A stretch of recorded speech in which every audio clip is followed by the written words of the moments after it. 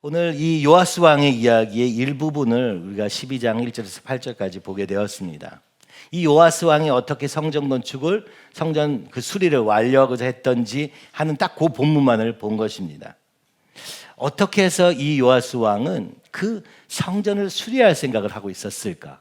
또 왜 이 이스라엘 백성은 지금 23년 동안에 이 일을 이루지 못했을까 하는 것을 우리는 보게 됩니다. 지난주에 보았던 것처럼 아달랴, 그 악한 여인, 바알 숭배하는 여인으로부터 말미암은 이것을 하나님께서 어떻게 끊고자 하셔서 여호야다를 세우셔서 이 요아스 왕을 세움으로 말미암아 이 아달랴의 통치를 끝내게 하시고 1년 만에, 그죠? 끝내게 하시고 했던지를 보게 됩니다. 그리고 우리 12장에서는 요아스 왕이 성전을 수리하려고 애썼다는 장면을 보게 되는 것이죠. 그러나 좀처럼 그것이 수리되는 것이 되지 않는 것도 보게 됩니다. 그래서 30세가 된 요아스 왕은 제사장들을 불러서, 여호야다와 함께 불러서 이 일에 다른 방법을 쓰게 되는 것이죠.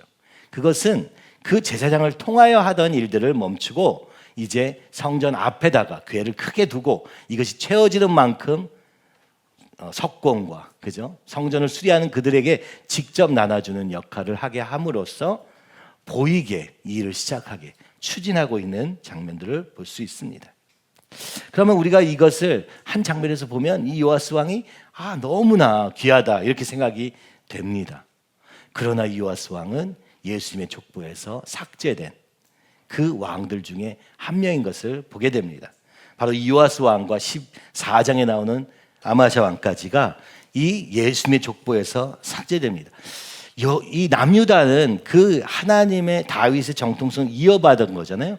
북이스라엘은 전혀 아니었지만 남유다에게는 하나님이 계속 간섭하셔서 그 남유다의 왕들이 예수님의 족보에 다 기록되는데 그 중에 그렇죠? 이세벨과 그 영향을 받았던 왕들, 거기에 몇 명의 왕들이 아예 족보에 삭제되는 것을 볼 수 있습니다. 그것은 하나님이 이 온 이스라엘 백성을 위해서 끊으셨던 기록이라는 것을 볼 수 있습니다. 그 과정은 그냥 냉정하게 이루어진 것이 아니라 그 과정들을 보면서 오늘 우리 자신을 좀 볼 수 있을 것 같아서 이 본문을 같이 보고자 합니다. 11장에 보면은 이렇게 시작합니다. 아시아의 어머니 아달랴가, 아시아 왕의 시대에 이 어머니 아달랴는 어떻게 합니까? 그 아들이 죽은 것을 보고 어떻게 합니까? 왕의 자손, 그 남편의 자식들을 다 죽입니다. 그렇죠? 다 죽이려고 해요. 왜 그러냐? 자신이 여왕이 되기 위해서 일을 하게 됩니다. 그런데 그때 여호람 왕의 딸 아하시아의 누이, 그러니까 이 누이 중에 한 명 여호세바가 이 요아스를 살려줘요. 오늘 본문에 보면 그 요아스의 어머니는 누굽니까? 브엘세바 사람 시비아의 자녀인 거죠. 그러니까 여호람 왕의 자녀들이 여러 명이 있었는데 그때 이 아달랴는 다 죽입니다. 그리고 한 명이 살아남았는데 그가 요아스인 거예요. 이 다윗 왕국의 정토성을 이어갈 아들이 딱 한 명밖에 안 남은 것입니다. 그게 바로 요아스인 것입니다. 먼저는 여호세바가 숨깁니다. 왕자들이 죽임을 당한 중에서 빼내어서 숨겨서 죽임을 당하지 않게 하였다. 그렇죠? 이 땅에 많은 죄의 세력들이, 죄악의 영향력들이 우리 삶에 침범해 옵니다. 그러나 그 속에서 빼내어져서 숨겨지고 피하게 되어 죽음을 면하게 된 요아스 왕을 보게 됩니다. 11장 4절에 이렇게 말합니다. 그가 7살이 되었을 때 여호야다가 사람을 보내서 백부장들과 호위병의 백부장들을 데리고 와서 여호와의 성전에 데려가서 먼저 언약을 맺게 합니다. 이거는 비밀이다. 너희가 목숨을 지키고 비밀을 지킨다고 약속하면 내가 알려주겠다 하면서 알려준 게 뭐냐? 이 여호람의 아들 중에 한 명이 남아있다는 사실이에요. 그때는 아달랴가 통치할 시기 아니겠습니까? 바로 그때 여호야다가 이 백부장들과 함께 이 왕자를 그들에게 보이면서 제사장 곧 여호야다가 무엇을 합니까? 10절에 보니까 다윗의 왕의 창과 방패를 백부장들에게 줍니다. 무슨 얘기입니까? 이 아이가 다윗 왕조의 마지막 왕자다. 이 다윗 왕조를 이루어갈 마지막 왕자다. 만약 이 요아스 왕이 죽었더라면 예수님은 존재할 수 없었던 것이죠. 그만큼 극박한 상황에서 하나님이 건지신 거죠. 그리고 다윗 왕과 창과 방패를 백부장대에 주고 여호야다가 왕자를 인도하여 내어 왕관을 씌웁니다. 율법책을 줍니다. 기름을 붓습니다. 그리고 왕으로 삼아서 7살에 왕이 되었던 것이 바로 요아스였던 것이죠. 아달랴로 인하여서 죽음에 처한 요아스, 그러나 선지자 여호야다의 보호 아래에서 살았을 뿐만 아니라 율법책을 받게 되고 하나님의 왕으로 기름 부음을 받아서 여기에 서 있는 것입니다. 기억해야 될 것은 그것은 요아스 왕을 향한 계획이라기보다는 그죠? 개인의 구원에서 멈추는 이야기가 아니라 이스라엘 민족과 하나님의 백성을 구원하는 길이었다는 사실입니다. 여러분은 어디에서 건짐을 받으셨습니까? 여러분은 어떤 죽음의 위기에서 건짐을 받았습니까? 오늘 우리도 마찬가지입니다. 이 땅에 살면서 어떤 사람도 이 죄의 영향력으로부터 자유로운 사람은 없습니다.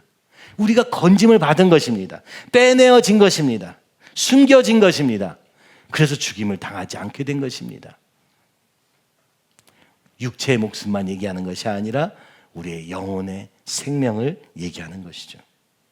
어디서 건짐을 받았는지가 굉장히 중요하다는 얘기를 하고 싶습니다.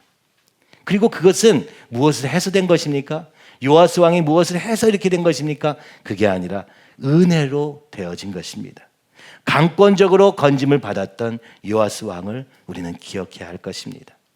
오늘날 우리에게 믿음이 정말 실제가 되기 위해서 필요한 것이 무엇이겠습니까? 바로 이 과거, 내가 어떻게 건짐을 받았단가 하는 것, 구원의 은혜와 감격을 놓치는 그 순간 우리는 사실은요, 하나님과 상관이 없어지게 됩니다. 어떤 죽음의 자리에서 생명으로 인도함 받았는지 이것을 기억하는 것이 우리의 가장 큰 힘의 원동력입니다. 이것 없이는 아무것도 소용이 없습니다. 사실은요. 어려서부터 교회를 다닌 거 소용없습니다. 그렇죠? 은혜로 구원받아 하나님의 자녀가 되고 왕 같은 제사장으로 부르심을 받은 우리의 정체성을 우리는 기억해야 됩니다. 나의 성격 이전에, 나의 어떠한 능력 이전에, 그 어떤 것 이전에 먼저 우리를 부르신 그 하나님의, 그죠?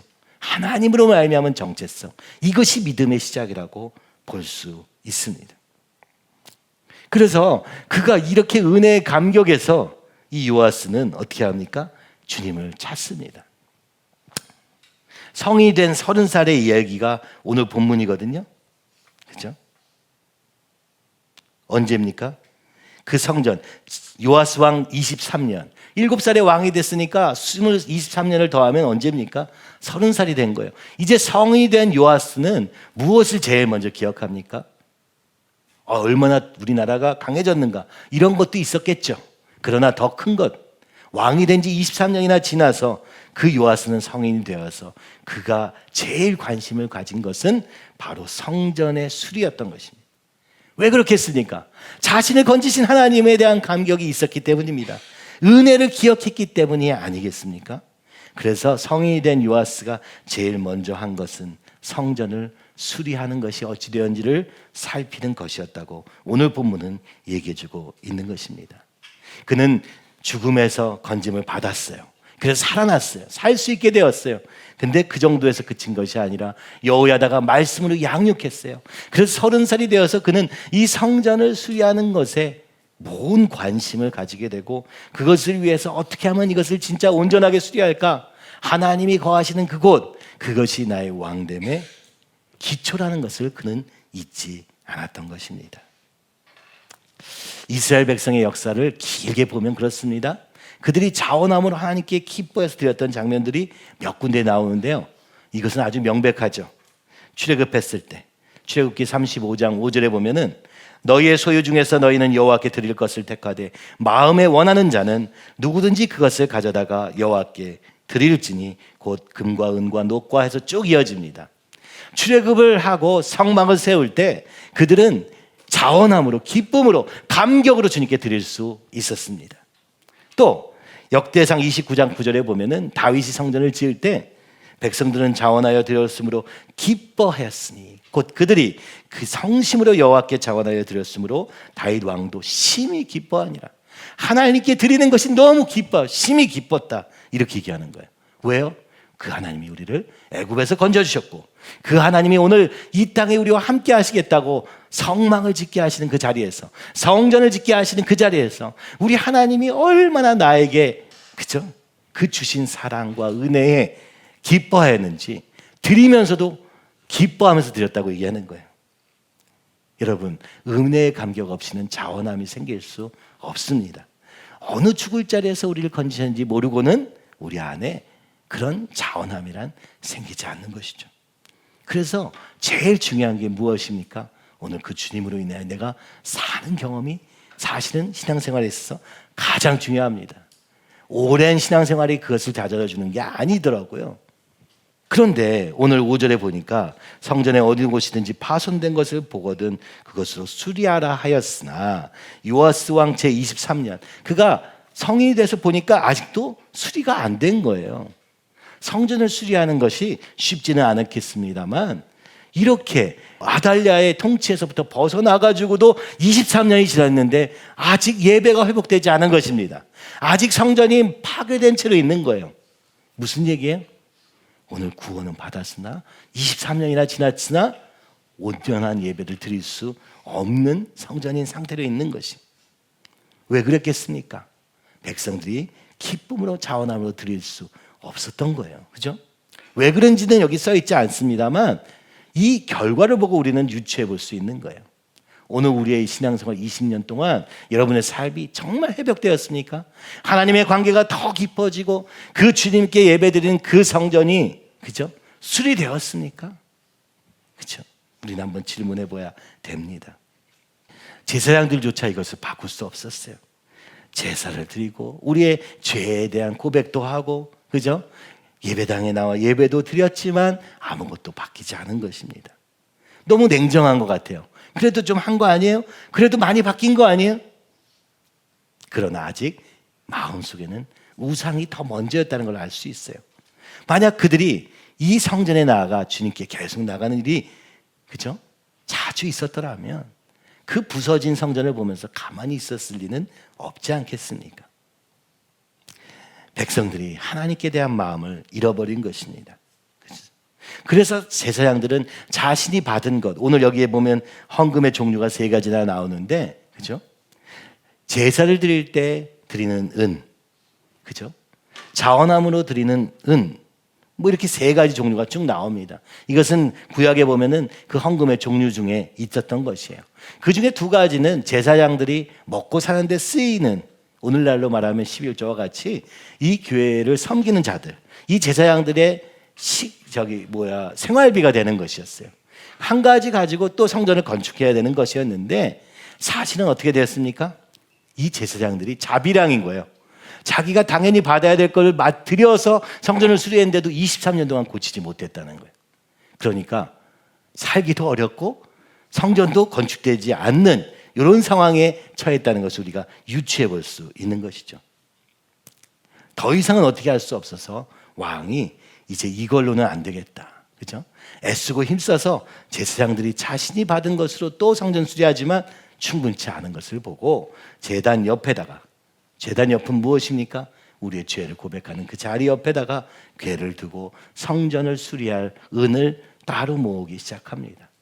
그리고 이것을 눈에 보이게 차게 되면 이것을 목수와 건축장이와 미장이와 석수를 통하여서 성전을 수리하는 일로 조금 더 효율적인 방법, 조금 더 독려하는 방법을 써서 이 성전을 수리하고 있는 장면이 오늘 본문의 내용입니다.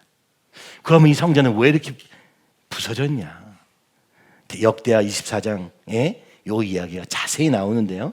거기로 잠깐 가보면 이렇게 쓰여져 있습니다. 7절에는 이는 악한 여인 아달랴의 아들들이 하나님의 전을 파괴하고 또 여호와의 전의 모든 성물들을 바알들을 위하여 사용하였음이었더라. 아달랴, 이세벨의 딸, 그가 남유다의 왕과 결혼해서 그 남유다에 있었던 성전을 회파하기 시작한 것입니다. 전을 파괴할 뿐만 아니라 그 성물들을 바알을 위하여 사용한 것이죠. 그죠?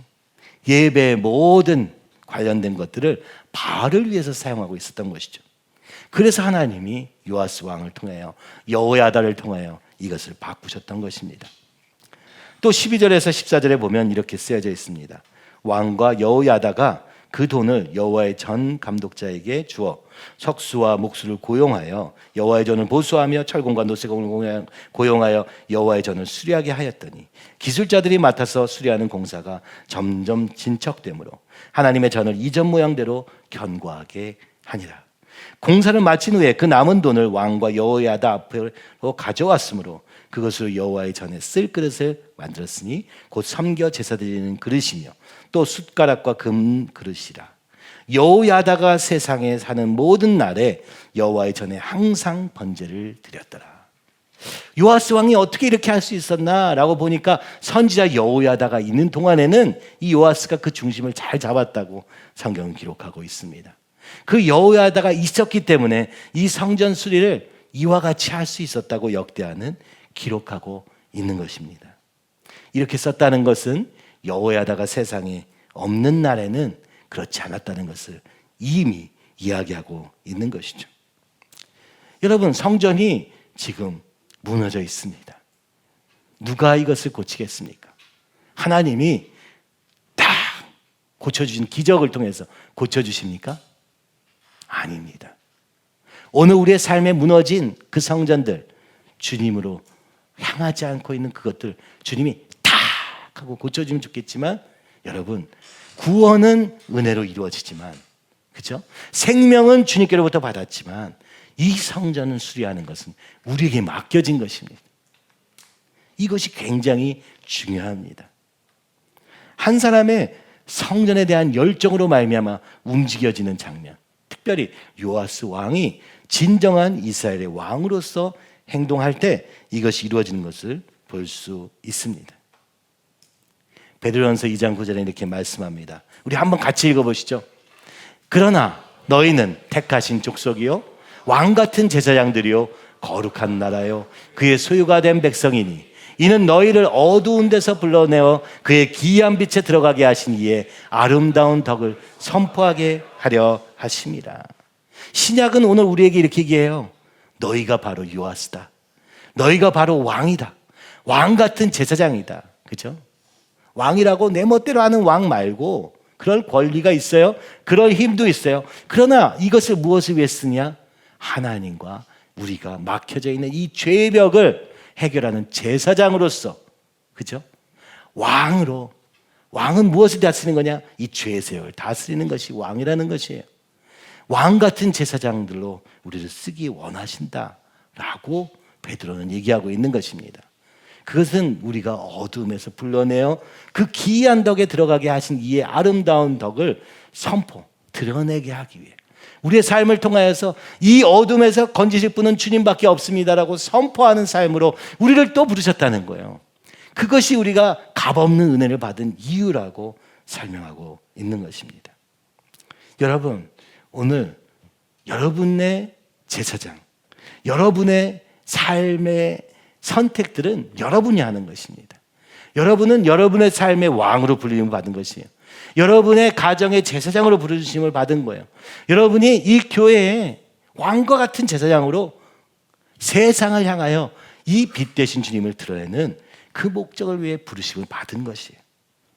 아무것도 알지 못할 때 구원받았으나 이제 성인이 되었으면 이제 그 일을 감당하라고 그 감당하고 있는 모습을 우리에게 보여주시면서 우리에게 말씀하고 계시는 것입니다.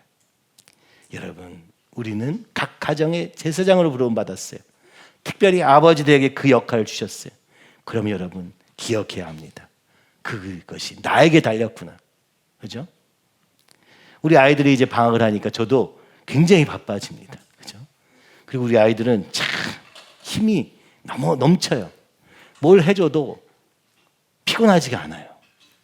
어디 가서 열심히 놀아주고 오면은 이제 지쳐야 되는데, 나는 벌써 지쳤는데 쟤네들은 안 지칩니다. 그리고 와서 얘기해요. 아빠 심심해요. 할 게 없어요.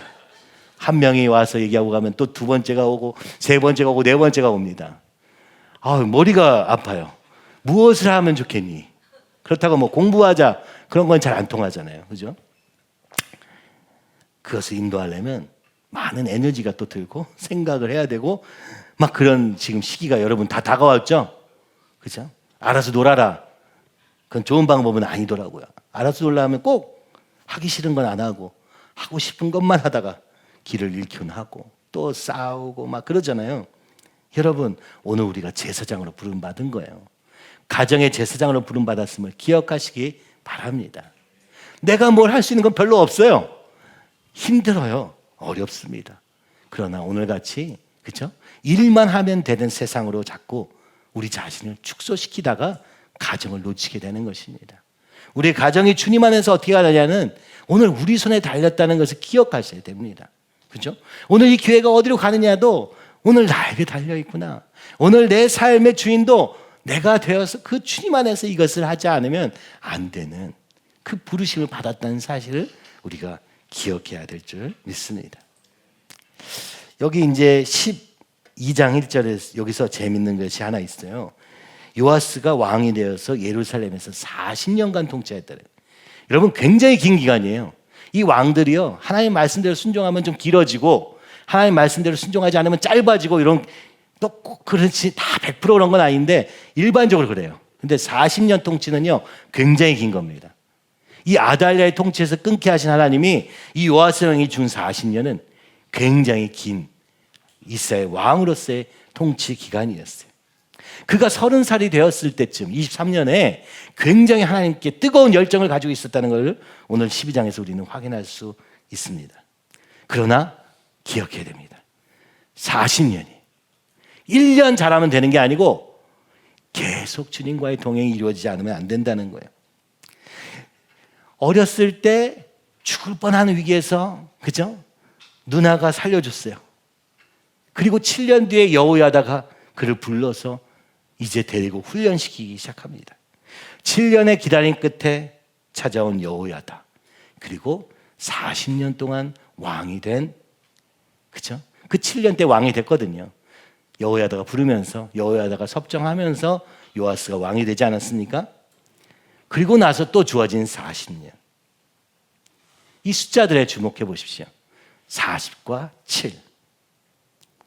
40일은 성경에 굉장히 많이 나옵니다. 노아의 비가 40일 동안 내렸고요. 모세가 시내산에서 하나님의 율법을 기다린 기간도 40일이었습니다. 가나안 정탐한 자들도 40일 동안 정탐했고 골리앗의 조롱도 40일 동안 이어졌습니다. 엘리야가 호렙산에서 40일 동안 기다렸고요. 예수님도 광야에서 40일 동안 시험당하셨습니다. 모세는 양치기, 그죠? 그가 이 애굽 사람을 죽이고 자기 힘으로 이 백성을 구원하라.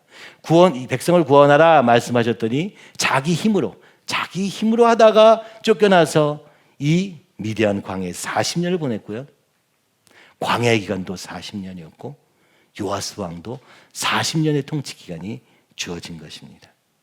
여러분, 이 숫자는 의미를 가지고 있습니다. 40은 시험의 기간입니다. 오늘 우리에게 주어진 시간입니다. 우리가 정말 주님을 바라는가 아닌가를 결정하는 기간이 40년이에요. 그게 상징으로 되어 있는 거예요.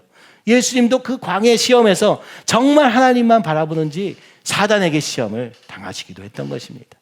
이것은요, 우리의 삶 전체를 의미한다고 볼 수 있습니다. 신명기 8장 1절에서 4절. 내가 오늘 명하는 모든 명령을 너희는 지켜 행하라. 그리하면 너희가 살고 번성하고 여호와께서 너희의 조상들에게 맹세하신 땅에 들어가서 그것을 차지하리라.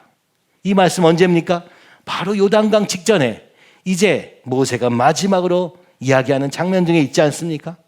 내 하나님 여호와께서 이 40년 동안 내게 광야 길을 걷게 하신 것을 기억하라.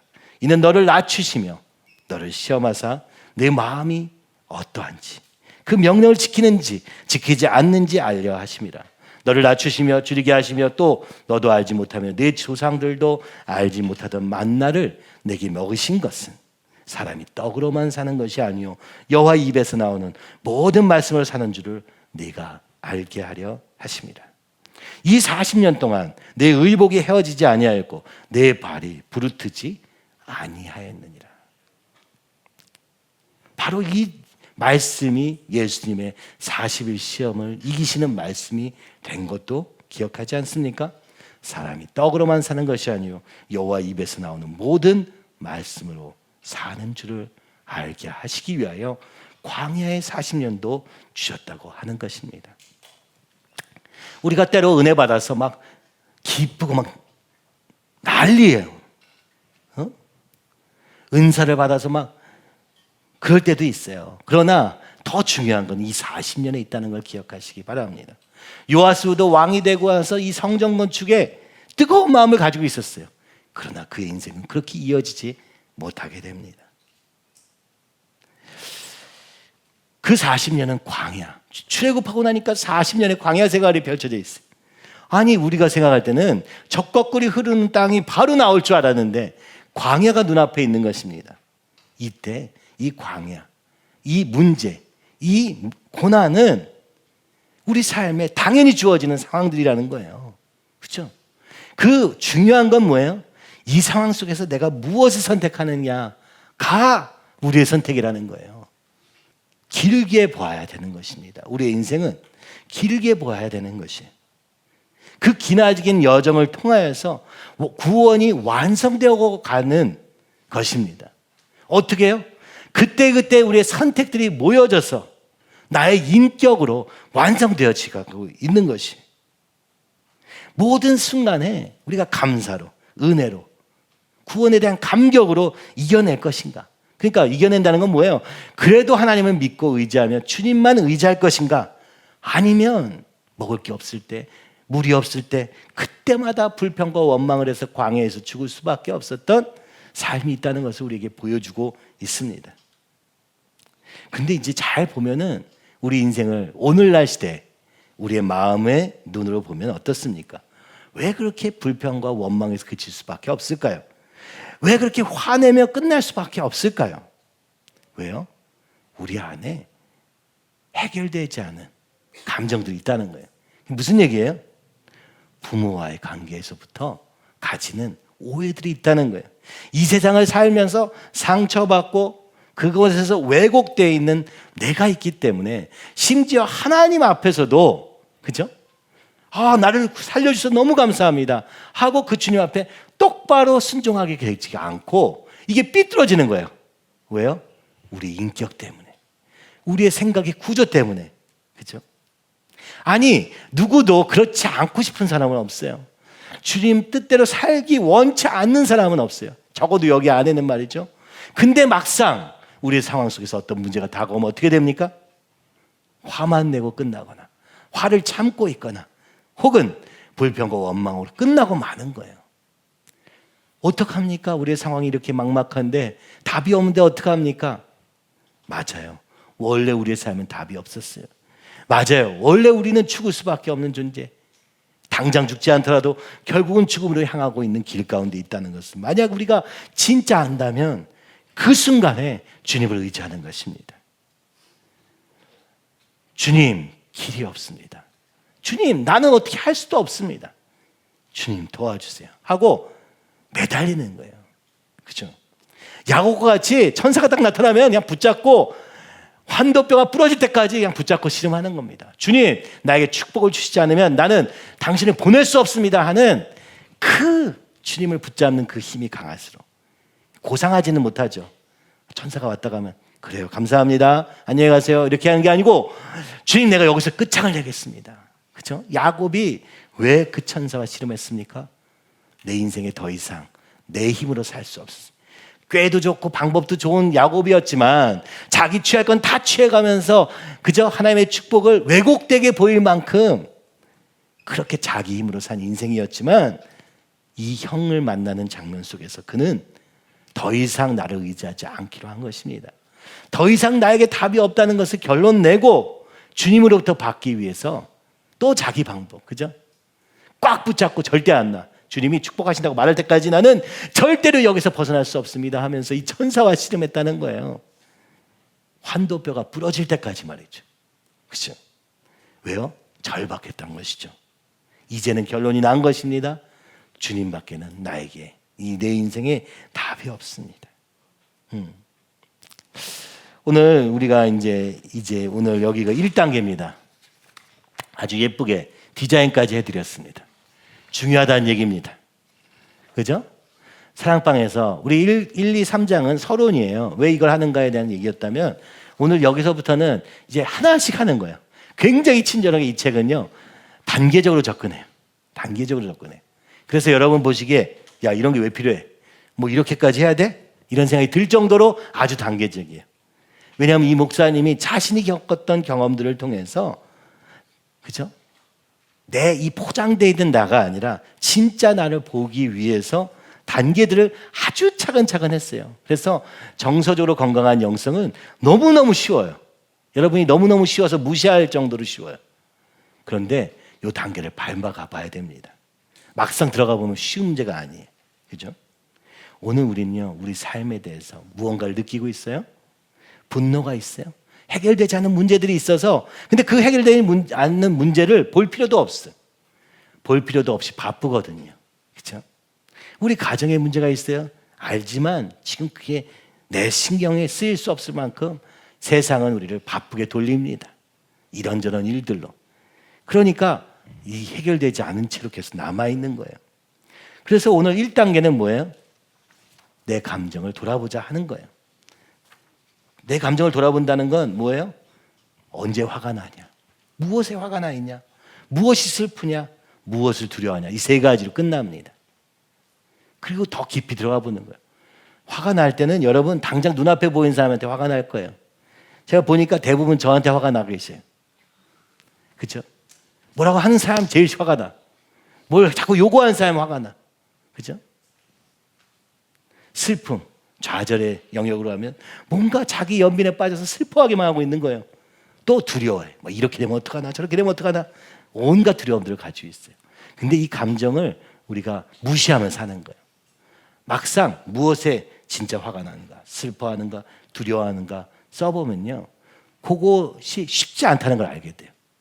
그것을 한 번만 더 까봐도 양파처럼 한 겹만 더 까봐도 진짜 이게 저 사람에 대한 건가? 내가 진짜 이 상황에 대해서 화가 나고 있는 건가? 라고 생각해 보면 아니에요. 그렇죠? 더 깊은 문제가 있다는 걸 발견하게 돼요. 우리의 감정을 정직하게 봄으로써 어디서부터 조금씩 깊이 들어가는 거예요. 그렇죠? 이거의 원인은 뭐지? 왜 이렇게 나는 이렇게 생각할 수밖에? 옆에 사람들과 한번 비교해 보세요. 다른 사람은 그렇게 생각하는데 나만 그렇게 생각해. 그럼 내가 문제가 있는 거예요. 그죠? 내 체계가 이상한 거예요. 인정해야 되는데 그게 아니라 네가 잘못된 것 같아. 우린 다 이러죠. 근데 여러분 생각해 보면 좀 아주 냉정하게 보면 좀 잠잠히 보면 왜 이렇게 나는 화가 많을까? 왜 이렇게 나는 슬플까? 왜 이렇게 나는 두려움이 많을까? 여러분 더 깊이 가보면 알 수 있습니다. 시간이 걸려요. 여러 번 질문해 봐야 돼요. 그걸 통해서 우리가 무엇을 보고자 하는 것입니까? 정말 우리 중심에까지 주님으로 결론 내기 위해서 일을 하는 것입니다. 오늘날 우리 신앙생활 어때요? 여러분 문제만 없으면 어떻게 돼? 예수님 믿으세요. 예수님이 답입니다. 다 쉽게 말합니다. 근데 막상 문제 있는 사람 보면 여러분 어떻게 돼요? 함부로 말 못해요. 그렇죠? 왜요? 저 사람에게도 이게 답이 될까? 모르겠는 거예요. 위로가 될까? 더 마음을 상처만 받지 않을까? 이런 걱정까지 하니까 예수님 얘기 절대 못합니다. 여러분 해보면 또 화를 내 그 사람이. 야 근데 왜 하나님이 왜 이렇게 살아계신데 이러냐. 좀 해본 사람은 이걸 알 수 있어요. 그 원망이 나한테로 향하게 되고 하나님께로 향한 게 나한테 자꾸 화살이 돌려지게 돼요. 이게 오늘 우리의 영적 현실입니다. 너무 바빠서 내가 뭘 느끼고 있는지조차 모르는 우리. 너무 할 게 많고 즐길 게 많아서 내가 진짜 내 감정에 대해서조차 본 적이 없는 이 시대. 여러분 이것 때문에 이 책을 하자고 제가 얘기한 것입니다. 이전 세대는 슬픔도 많고 두려움도 많고 걱정도 많고 그죠? 화도 많아가지고 그게 분명했어요. 대상도 분명하고 이게 항상 그래서 기도를 할 수밖에 없어. 그죠? 남편 때문에 너무 화가 나서 기도할 수밖에 없어. 너무 억울한 상황이니까. 그죠? 이 상황이 너무 어려워서 주님께 기도하지 않고는 하루도 살 수 없는 때가 있었어요. 근데 지금은 그렇지 않아요. 지금은요 대충 넘어가면 다 넘어갈 수 있어. 그래도 뭐 먹고 살고. 그냥 뭐 재미있으면 됐지 뭐. 이렇게 바꾸는 거 자꾸. 다른 옵션이 생긴 거예요. 주님께로부터 답을 안 내도 되는 옵션들이 우리 안에는 깔려 있습니다. 그래서 여러분 무엇을 해야 되느냐? 이 광야를 만날 때 내 안을 돌아보는 거예요. 그렇죠? 근데 여기서 우리의 근본적인 이유를 찾기도 하게 되는 것 같습니다. 정말 그것이 이번 수양의 목표예요. 여러분 안에 있는 이 분노가, 이 슬픔이, 이 두려움이 주님을 만남으로 끝날 수밖에 없어요. 그렇죠? 아무리 그 왜 원이 이게 뭐지 다 알아도 모르지만 결국 주님 만나면 끝나는데, 문제는 주님을 만나기 전에 이걸 들고 가야 되는데, 나는 화 안 나. 난 다 감사해. 이렇게 얘기하는 거예요. 나는 안 슬퍼. 난 너무 기뻐. 나는 걱정이 많으면서도 걱정 없는 척하는 게 믿음이라고 생각하는 거예요. 그러니까 이 이율배반에 빠져버린 것입니다. 나는 사실 그렇지 않은데. 그래서 가까운 사람을 만나면 이 분노가 확 터지죠. 여러분 가정 안에서 왜 이렇게 교회에서와 다른 모습인 줄 아세요? 해결되지 않은 감정 때문에 그런 거예요. 가까운 사람, 만만한 사람 보면 막 화를 내고 막 온갖 걱정을 쏟아대고 슬픔에 빠져서 날 더 위로해줘 이렇게 외치고 있는 거예요. 왜요? 아직 주님 못 만난 거죠. 그렇죠? 주님으로 결론 나지 않은 거예요. 그런데 누굴 돕겠습니까? 그런데 어떻게 자녀가 바뀌겠습니까? 절대 안 됩니다. 그래서 우리 자신에서부터 이걸 보자. 이것이 오늘 여기서 이야기하고자 하는 거예요. 7단계가 있습니다. 이번 주에 1단계고요. 7단계, 수양이 끝나고도 계속 이 7단계를 한번 밟아봤으면 좋겠어요.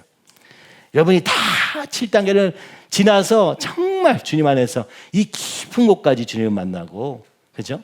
내 안에 기쁨이 다시 넘쳐나기 시작하고 내 안에 다시 자원함이 생겨나는 이런 놀라운 역사가 있기를 간절히 바랍니다. 그래서 차근차근 그냥 따라가 보면 돼요. 정서적으로 건강한 영성은 아마 여러분들이 이렇게 사랑방 안에서 하면서 그 내용을 대부분 다 이렇게 소화하는 과정으로 가려고 합니다.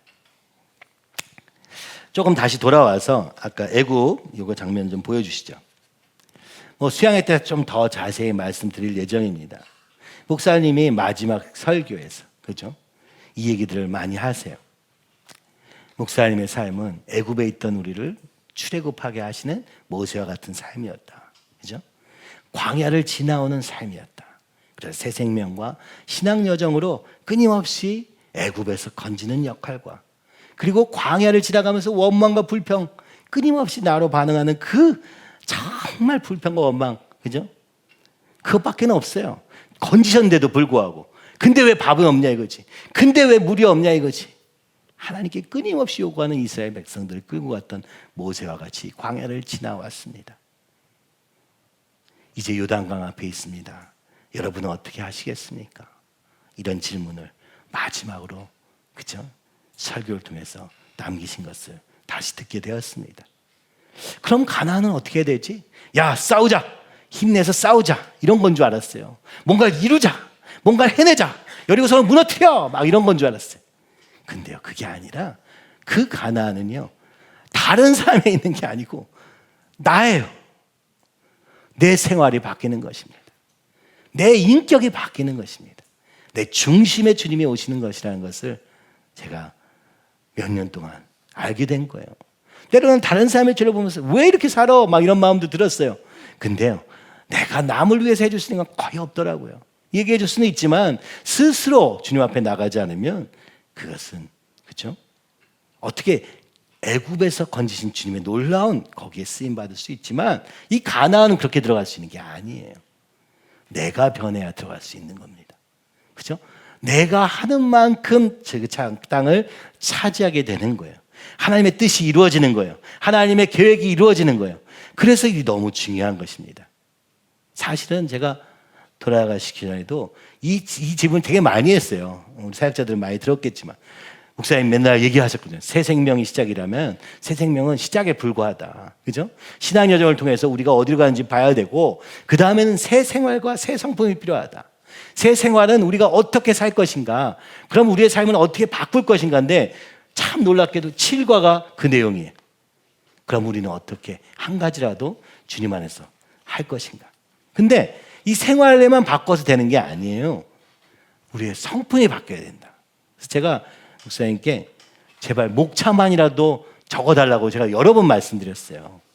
왜냐하면은 이게 새 생활과 새 성품을 한다는 건 아는데 뭘 해야 되는지 몰라가지고 이걸 만들어야지 맨날 얘기하셨는데 이거를 거의 초안도 없습니다. 그렇죠? 몇 번 말씀하신 적 외에는 없어요. 근데 이 마지막 설교에서 이 얘기를 하시거든요. 내가 여기까지 광야를 지나온 데까지 하나님이 사용하신 거다. 이제 여호수아의 시대에 가나안 땅으로 들어가는 역사를 주님이 기다리고 계신다. 그게 언제예요? 이 회개가 시작되면서부터 그 말씀을 선포하신 거예요. 오늘 우리의 삶은요, 그렇죠? 출애굽하는 삶이 아닙니다. 광야의 삶을 가는 걸음을 위해서 있는 게 아니고 가나안 땅을 정복하는 세대가 되기를 주님이 기대하고 계시는 거예요. 그래서 이거는 요단강도요, 내가 가만히 있으면 땅이 열리는 게 아니에요. 목까지 물이 차가지고 죽을 뻔한 위기를 넘겨야 이 강이 갈라지는 거 아니었습니까? 내 믿음으로만 갈 수 있는 걸음이라는 거예요. 그죠? 주님을 향해서 죽으면 죽으리라 하는 자세로 요단강에 들어가는데 이만큼 오면은 좀 어떻게 되는 줄 알았더니 이거 제사장이 이거 들고 가는데 말이죠. 안 갈라지는 거예요.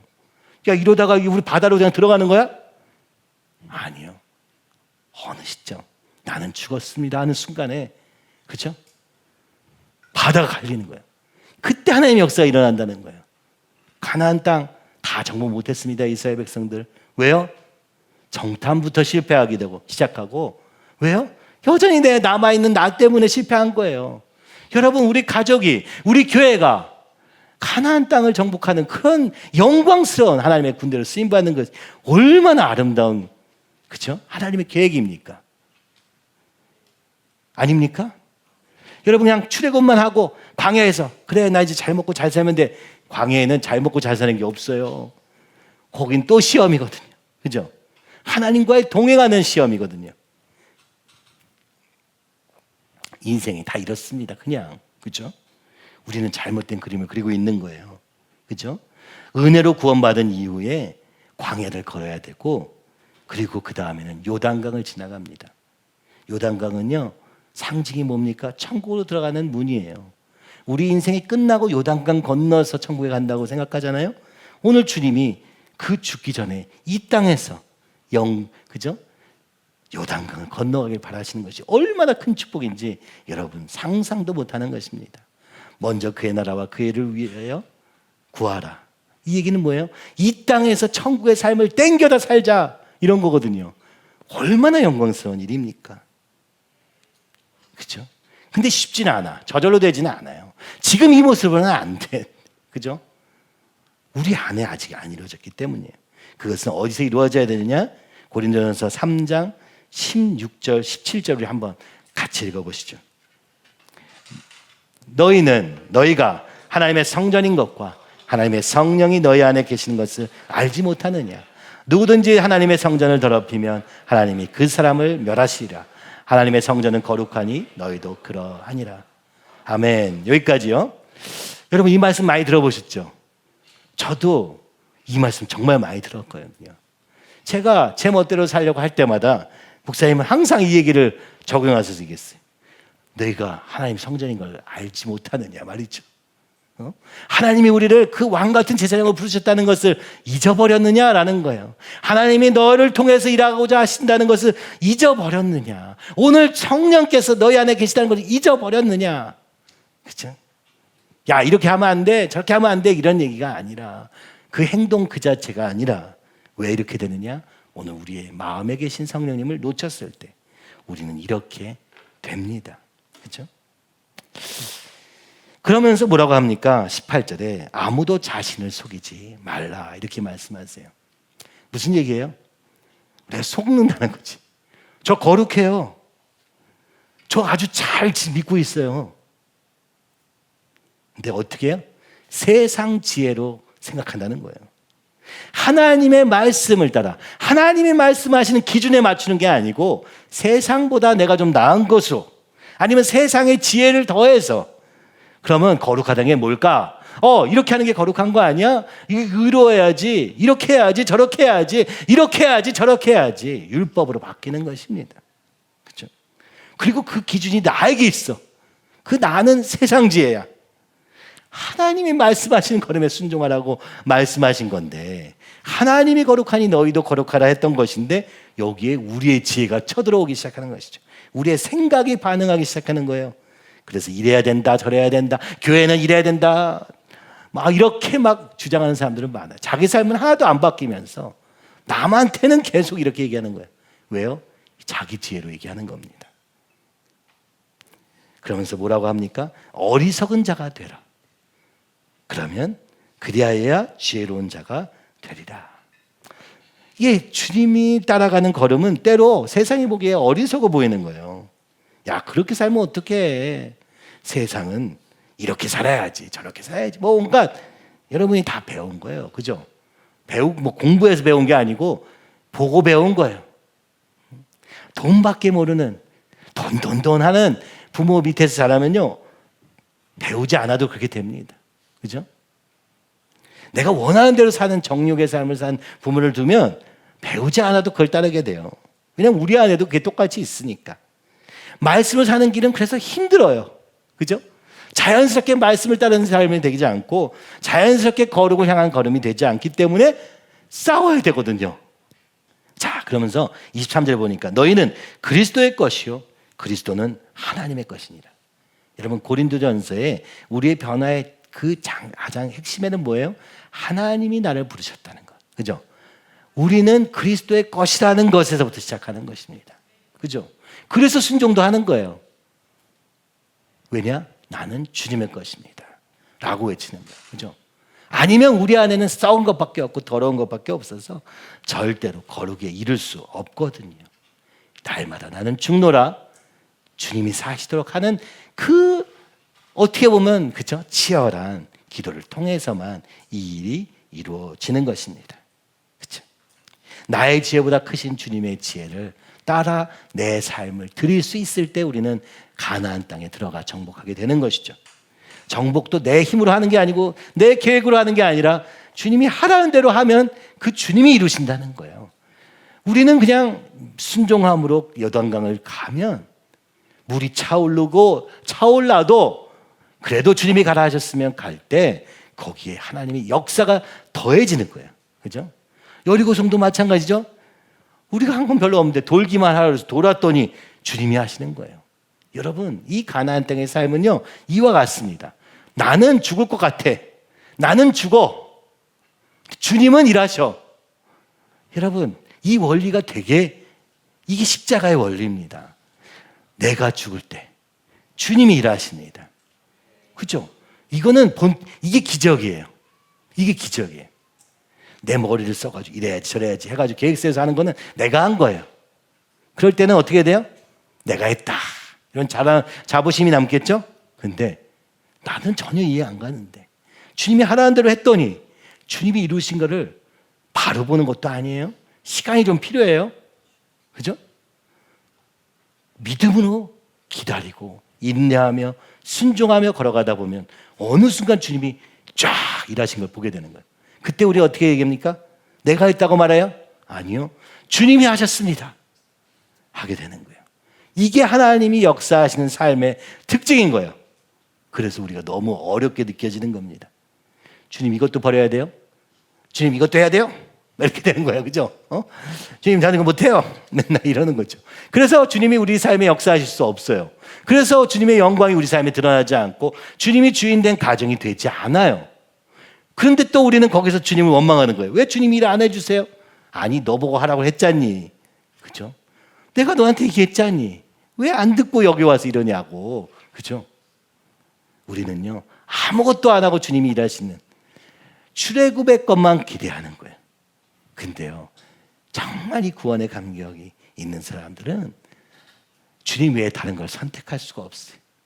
왜냐하면 주님을 선택하지 않았습니다. 주님이 아니었더라면 나는 죽을 수밖에 없는 존재라는 이것이 분명할수록 주님께 나아갈 힘이 생기는 것입니다. 그렇죠? 오늘 우리가 회개의 과정을 겪으면서 다들 힘들어해요. 어떡하라고요? 맨날 저한테 물어보는 게 그럼 어떻게 하면 됩니까?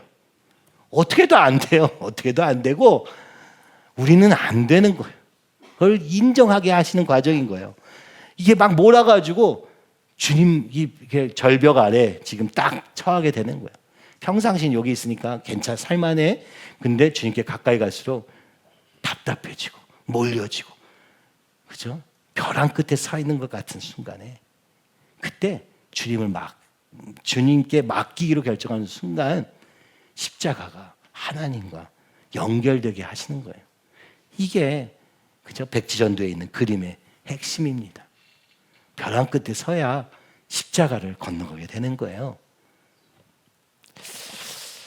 자, 이렇게 열심히 요아스 왕이 하나님께 성전을 수리하고 성전 기물들을 만들었어요.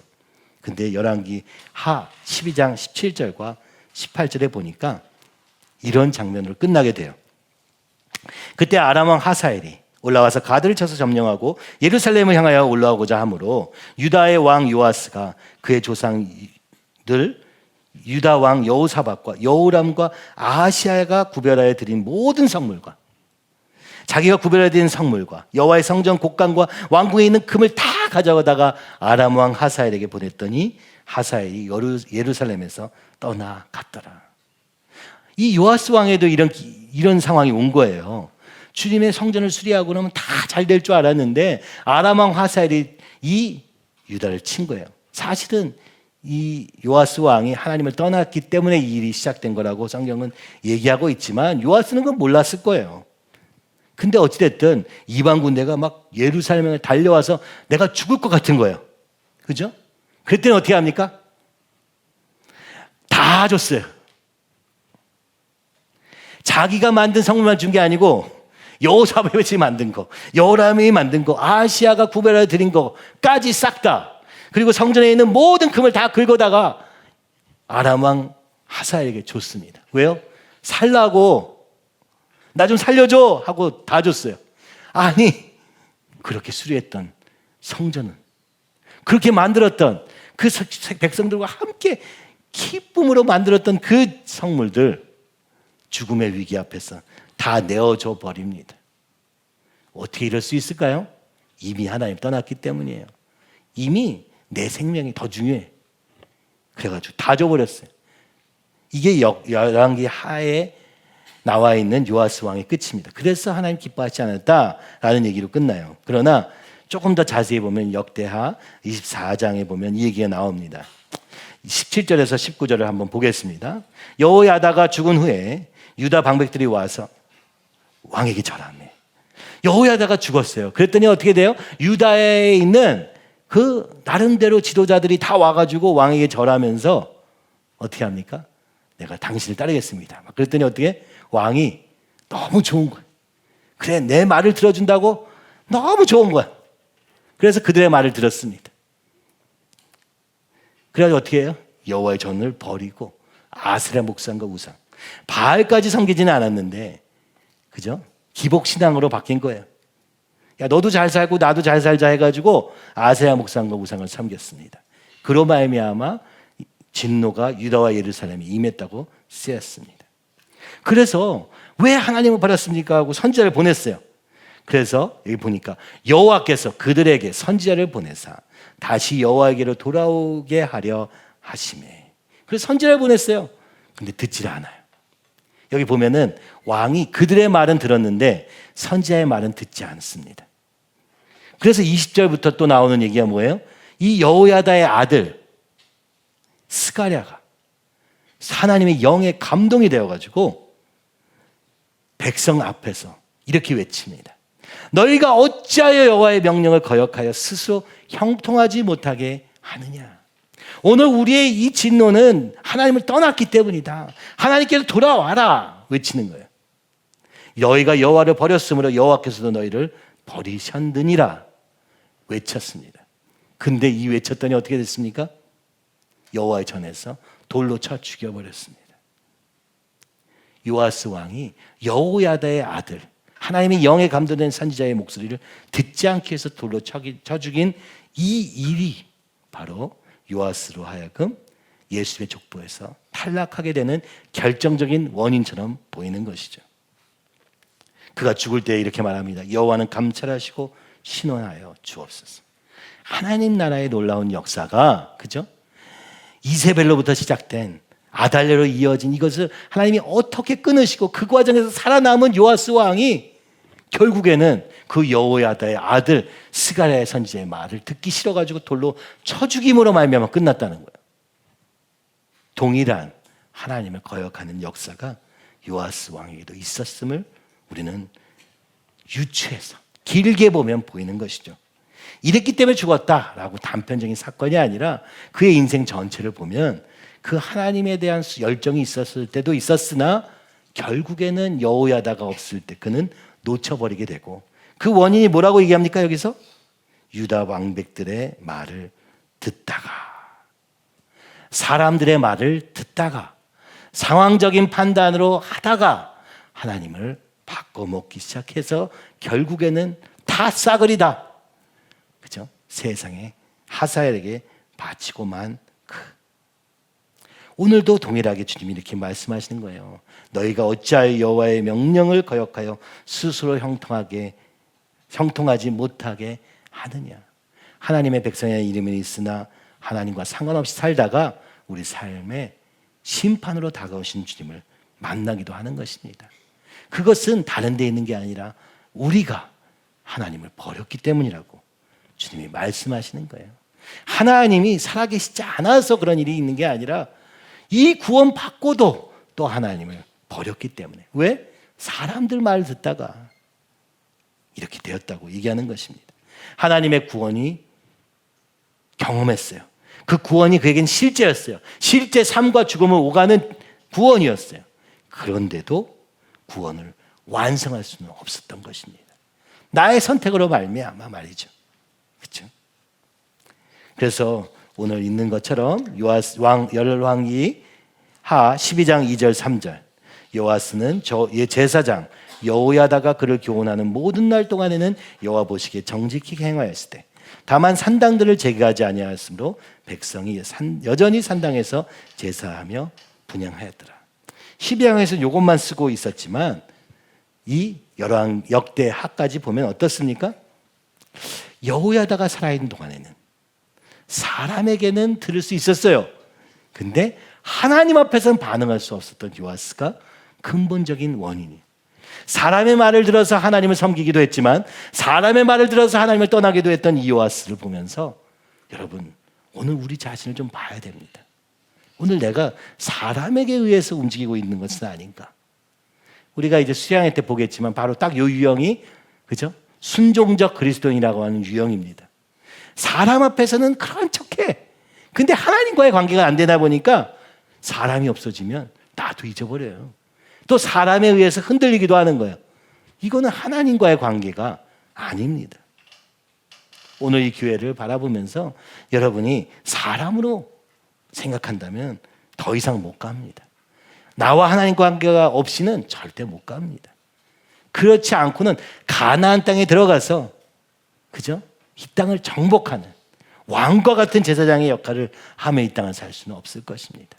아마도 광야에서 쓰러진 이스라엘 백성과 같이 구원받았으나 광야에서 끝나버리는 인생도 있는 것이죠.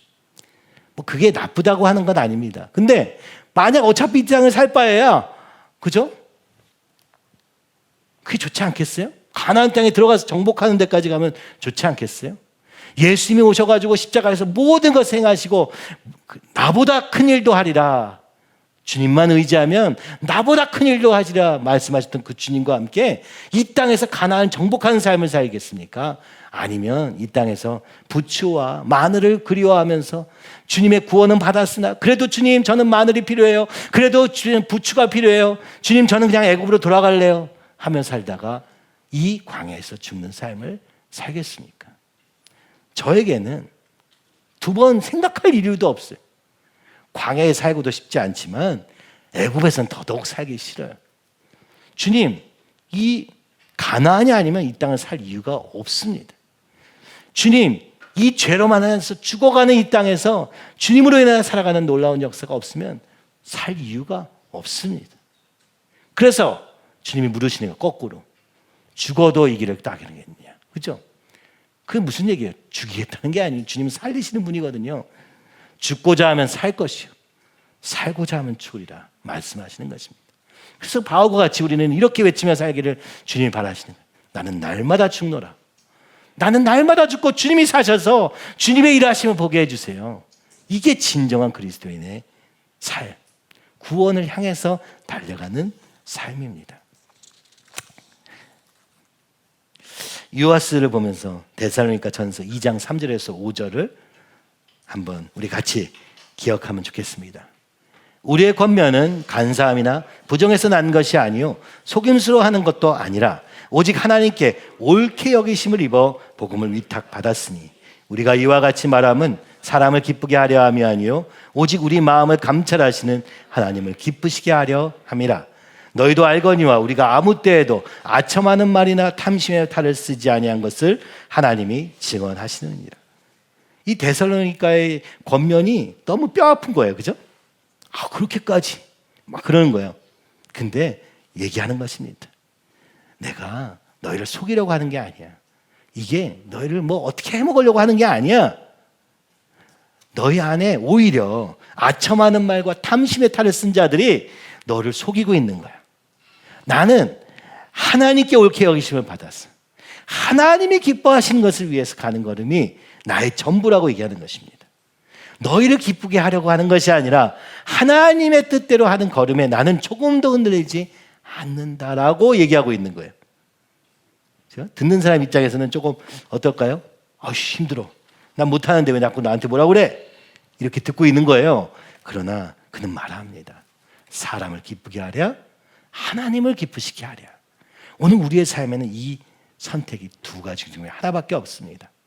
좋은 상황에서는요, 하나님 선택하는 건 쉬워요. 근데 우리에게 광야가 펼쳐지고, 그죠? 문제가 되었을 때, 사실은 그때가 진짜예요. 그때 하나님을 선택하는 자가 진짜 믿음으로 선택하는 거예요. 그죠? 다 잘 되고 있는데 무슨 하나님, 그죠? 다 하나님이 선택한다고 말하죠. 근데 믿음으로 말미암아 기뻐하기 시작되고 또 원래 있던 우리의 고난이 시작될 때 우리가 여기서 믿음으로 외칠 수 있는 것입니다. 그러나 나는 하나님을 섬기리라. 그러나 나는 하나님을 따르리라. 오늘 제목을 은혜로 시작되어 거룩으로 열매 맺는 구원에 대해서 말씀하고 싶었습니다. 요아스는요, 은혜를 받은 자예요.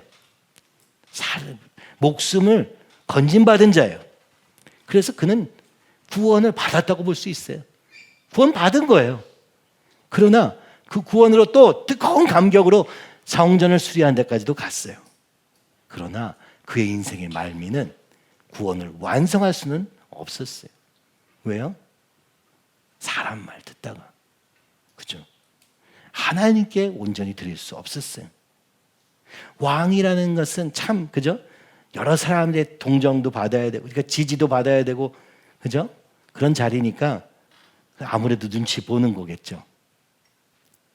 오늘 우리가 그런 것처럼 세상 눈치 보면서 사는 거죠. 그러나 그렇게 해서는 우리가 못합니다. 오직 주님만 바라보고 거룩하신 주님과 함께 승리하는 것 밖에는 없다고 말씀하시는 것 같아요. 여러분, 그러기에는 우리 안에 해결되지 않은 감정들이 있습니다. 주님이 이번 기회에 우리 깊숙이, 마음속 깊숙이, 그죠? 표면적으로는 어느 정도 됐다고 볼 수 있어요. 구원도 받았으니까. 그러나 이 광야를 지나서 가나안 땅까지 들어가는 믿음은 다른 것을 요구받고 있는 것입니다. 주님은 지금 우리에게 가나안에 들어가기 전에 준비시키고 계시는 거예요. 아마 40일의 정탐의 기간도 있겠죠? 누군가는 와서 그럴 겁니다. 거의 너무 커요. 다 좋은데 저 사람들이 너무 힘이 세고 우리가 이길 수 없습니다. 그렇게 얘기할 것입니다. 그러나 두 명, 여호수아와 갈렙은 그러나 하나님이 약속하셨으니 주님이 이루실 것입니다. 믿고 걸어가는 걸음을 걷게 될 것입니다. 간절히 소원하기는 여러분에게 시작하신 주님의 역사가, 그죠? 광야에서 끝나지 않고 가나안 땅까지 이르는, 그래서 나만 사는 게 아니라 우리 가정이 살고, 그죠? 교회가 살고 세상이 사는 데까지 이르는 그런 구원의 완성을 향하여 어렵고 힘들어도 달려가는, 나는 날마다 죽고 주님이 사심으로 시작되는 이 구원의 역사를 이루는 교회가 되기를, 또 여러분의 삶이 되기를 간절히 기도합니다.